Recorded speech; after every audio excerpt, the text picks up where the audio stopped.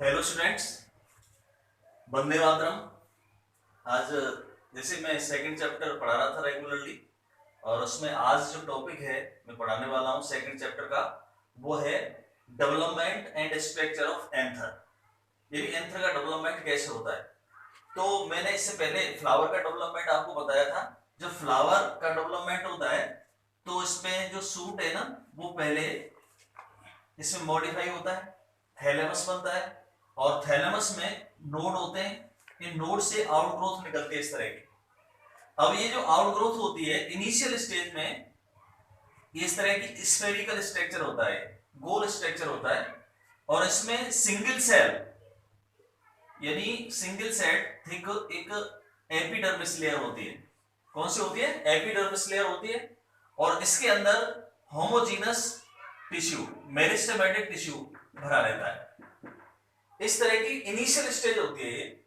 फिर इसमें regularly development होता है, और ये धीरे धीरे इसमें बहुत सारे स्ट्रक्चरल चेंज होते चले जाते हैं। और ये स्ट्रक्चरल चेंज धीरे धीरे इसमें फोर लोब यानी टू लोब्स और ये फोर थीका का फॉर्मेशन कर देते हैं। ये स्ट्रक्चर बन जाएगी। इस स्ट्रक्चर में आउटर मोस्ट लेयर जो होती है वो एपिडर्मिस ही होती है। अंदर इनिशियली स्टेज में क्या होता है? होमोजीनस मेरिस्टेमेटिक टिश्यू होते हैं। अब नीचे वाली जो लेयर होगी, अब इसको हम बोलेंगे एंडोथीसियम या हाइपोडर्मल सेल। क्या बोलेंगे इसको? Hypodermal cell. हाइपोडर्मल सेल होती है, यानी बाहर वाली जो लेयर होती है उसको तो बोलते हैं एपिडर्मिस। एपिडर्मिस होती है। इसके नीचे डिफरेंशिएशन होने के बाद बन जाती है हाइपोडर्मिस। हाइपोडर्मिस की कुछ सेल्स एनलार्ज होती हैं। हाइपोडर्मल सेल क्या हो जाएंगी? एनलार्ज। एनलार्ज हो जाती हैं, इनका न्यूक्लियस प्रोमिनेंट हो जाता है और साइटोप्लाज्म डेंस हो जाता है। अब इन सेल को हम क्या कहते हैं? जैसे ये एक सेल है ये, और ये बड़ी हो गई, एनलार्ज हो गई इसमें से एक सेल, और अब इसको हम कहेंगे आर्कीस्पोरियल सेल।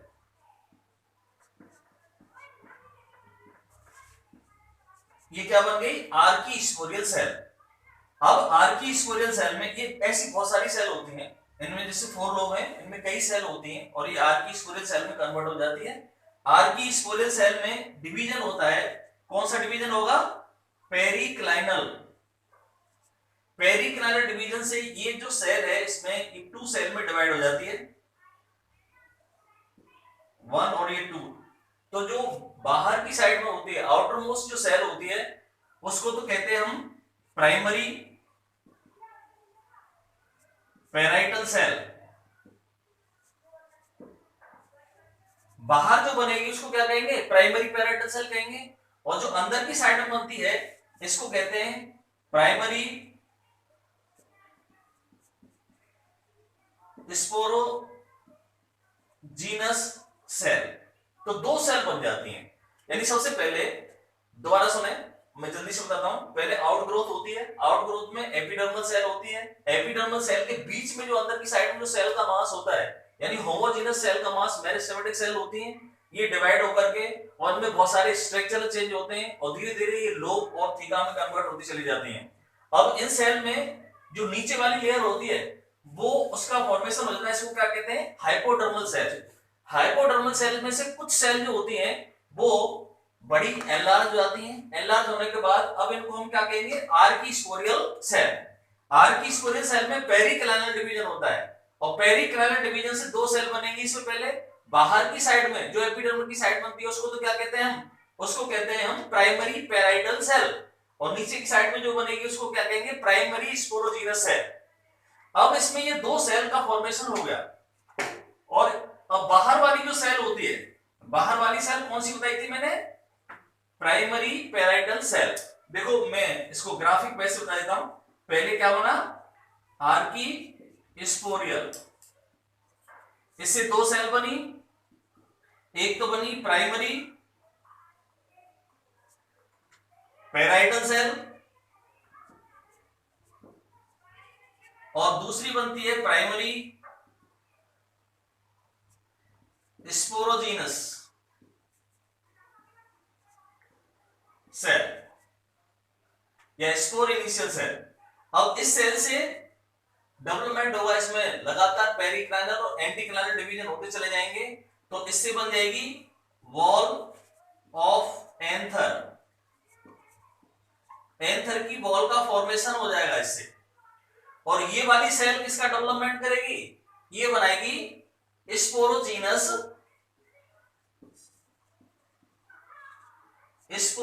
टिश्यू का फॉर्मेशन कर देती है।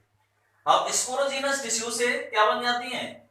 स्पोर मदर सेल, और स्पोर मदर सेल किसमें कन्वर्ट हो जाएंगी? पोलन मदर सेल, यानी पीएमसी, पोलन मदर सेल में बन जाती है। तो इस तरह से एंथर का डेवलपमेंट हो जाता है। यानी इसकी दो स्ट्रक्चर बनी, एंथर में दो स्ट्रक्चर हुई, एक तो वॉल ऑफ एंथर और दूसरी जो स्ट्रक्चर हुई वो स्पोरोजीनस टिश्यू का। तो स्पोरोजीनस टिश्यू से क्या बन जाएंगे?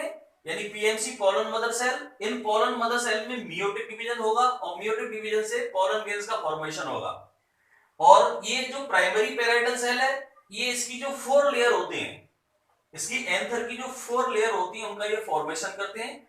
तो ये कौन कौन सी 4 लेयर होती हैं अब मैं ये बता रहा हूं।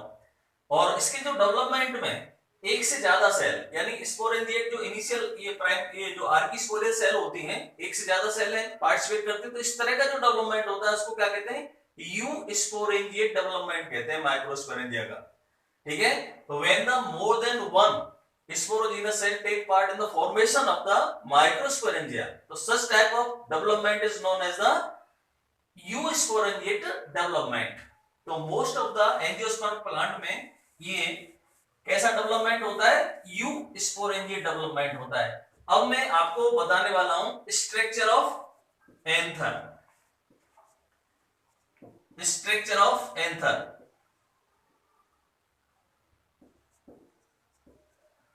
ये बहुत सिंपल होता है। जैसे हम एंथर की वॉल का जब ट्रांसफर सेक्शन काटेंगे तो उसमें कितनी लेयर? 4 लेयर दिखाई देती हैं। जैसे मैं इसका बता रहा हूं डायग्राम।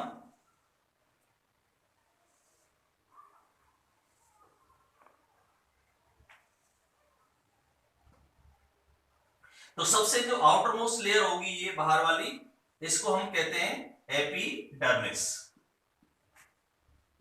ये एपिडर्मिस लेयर होती है, ये सिंगल सेल लेयर होती है।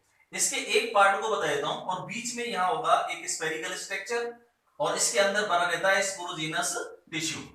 तो इसके एक पार्ट को मैं डिटेल में बताने वाला हूं। जैसे इसका मैं एक पार्ट लूं तो कौन कौन सी लेयर होंगी, इससे मैं आपको समझाऊंगा इसको। तो ये तो हो गई आउटर मोस्ट लेयर, इसको हम क्या कह रहे हैं? एपिडर्मिस लेयर कहेंगे। इसका एक पार्ट है ये एपिडर्मिस लेयर, और ये सिंगल सेल थिक लेयर होती है और ये प्रोटेक्टिव लेयर होती है, यानी इसकी ये प्रोटेक्शन करती है। इसके नीचे सिंगल सेल, एक और सिंगल सेल थिक लेयर होती है, इसको कहते हैं एंडोथीशियम। इस लेयर का नाम क्या होता है? एंडोथीशियम। एंडोथीशियम जो लेयर है वो भी सिंगल सेल थिक होती है, लेकिन इसकी इनर और रेडियल जो वॉल होती है इन पर एक सब्सटेंस डिपॉजिट हो जाता है, इसको कहते हैं अल्फा सेलुलोज। देखो ये आउटर मोस्ट लेयर क्या हो गई? एपिडर्मिस। और इसके नीचे वाली जो लेयर है इसको क्या कहेंगे हम? एंडोथीशियम। ये एंडोथीशियम। तो एपिडर्मिस की तो बताई थी मैंने, प्रोटेक्टिव लेयर होती है, single layer, single cell thick होती है, और ये भी सिंगल सेल थिक होती है, लेकिन इसमें कुछ कैरेक्टरिस्टिक्स फीचर होती हैं एंडोथीशियम में। इसकी इनर वॉल और जो रेडियल वॉल होती है इस पर किसका डिपोजिशन हो जाता है? Alpha cellulose.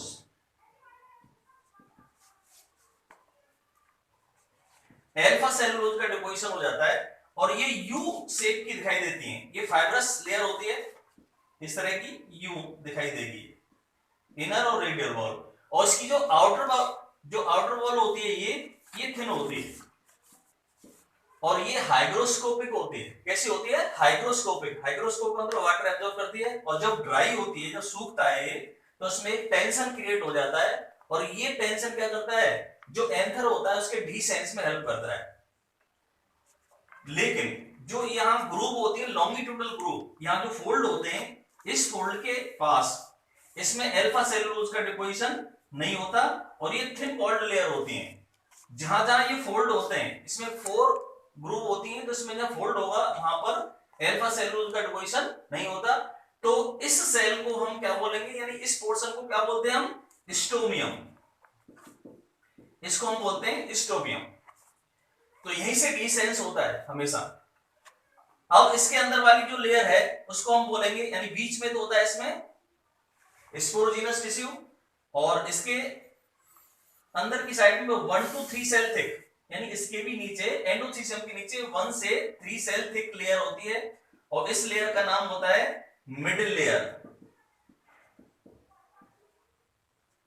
इसको क्या कहेंगे, मिडिल लेयर। तो ये टेम्परेरी लेयर होती है, जैसे मैच्योरेशन होता है तो ये डिसअपियर हो जाती है। इसका साइटोप्लाज्म जो है वो नीचे वाली लेयर इसको एब्जॉर्ब कर लेगी, और ये फूड के काम आती है। और सबसे अंदर वाली जो लेयर है इसको बोलते हैं हम टेपिटम। ये टेपिटम लेयर होती है। टेपिटम में सेल जो है प्रोमिनेंट, इसमें न्यूक्लियस होता है और साइटोप्लाज्म डेंस होता है, और ये न्यूट्रिशन प्रोवाइड करती है। डेवलपिंग जो स्पोर्स होते हैं, माइक्रोस्पोर्स जो होते हैं, इनके लिए न्यूट्रिशन ये प्रोवाइड करती है। तो इसको कहते हैं हम टेपिटम। टेपिटम 2 टाइप का होता है प्लांट में, एक तो होता है अमीबॉइड और एक होता है सिक्रेटरी टेपिटम। तो जो अमीबॉइड टेपिटम है वो एंशिएंट टाइप के प्लांट में पाया जाता है। इसकी सेल वॉल डिसॉल्व हो जाती है, और डिसॉल्व होने के बाद एक स्ट्रक्चर बन जाती है, इसको कहते हैं प्लाज्मोडियम। इसको, लेकिन अधिकतर जो प्लांट होते हैं उसमें सीक्रेटरी टाइप का टेपिटम पाया जाता है। ये अपने साइटोप्लाज्म को सीक्रेट करती है। ये सेल इनिशियल स्टेज में यूनिन्यूक्लिएट होती है और डिप्लॉयड होते हैं।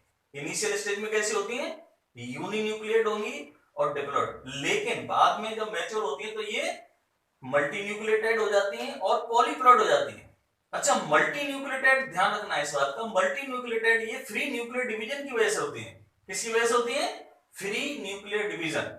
और ये पॉलीप्लॉयड क्यों होती हैं, पॉलीप्लॉयड ये होती हैं इनमें एंडोमाइटोसिस पाया जाता है। एंडोमाइटोसिस के कारण ये पॉलीप्लॉयड हो जाती हैं। तो ये 2 टाइप का, और ये न्यूट्रिशन प्रोवाइड करता है, और इसमें विशेष टाइप का एक सब्सटेंस सीक्रेट होता है, इसको कहते हैं प्रोयूबिस बॉडी। और प्रोयूबिस बॉडी कन्वर्ट हो जाता है यूबिस बॉडी में, और यूबिस बॉडी स्पोरोपोलिन के साथ मिलकर के और पोलन ग्रेन का फॉर्मेशन करता है। ये इसका जो मेन फंक्शन होता है वो न्यूट्रिशन प्रोवाइड करना होता है डेवलपिंग स्पोर्स को। इसके अलावा इसमें से कुछ हार्मोन भी सीक्रेट होते हैं, और ये यूबिस बॉडी का भी सीक्रेशन करता है, जो आउटर लेयर का फॉर्मेशन करता है, इसका पोलन ग्रेन्स का। अब सबसे अंदर वाली जो लेयर है इसको बोलते हैं हम स्पोरोजीनस टिश्यू। स्पोरोजीनस टिश्यू ये होमोजीनस टिश्यू होता है इनिशियल स्टेज में। इसकी हर सेल डिप्लॉयड होती है, और ये मॉडिफाई होकर के किसमें कन्वर्ट हो जाती है, स्पोर मदर सेल और पोलन मदर सेल पीएमसी में। इसके बाद इसमें मियोटिक डिवीजन होता है, मियोसिस, और हर pollen mother cell 4 haploid cell में कन्वर्ट हो जाती हैं। और ये 4 हैप्लॉइड सेल जो होती हैं इनिशियल स्टेज में अटैच रहती हैं, और इन्हीं को माइक्रोस्पोर्स कहते हैं, जो बाद में डेवलपमेंट होने के बाद ये इससे पोलन ग्रेन्स का फॉर्मेशन हो जाता है। So this is the structure of the anther wall. Anther wall is made up of the 4 layers. Outermost layer is known as epidermis. Second layer is endothelium. Third layer is middle layer, and fourth is tapetum. Middle layer and tapetum are the temporary layer. In the mature anther, only 2 layers are present: epidermis and endothelium. ठीक है? And during the time of maturity, these both layer disappear and provide the nutrition for the developing microspores. So this is all about the structure of the anther.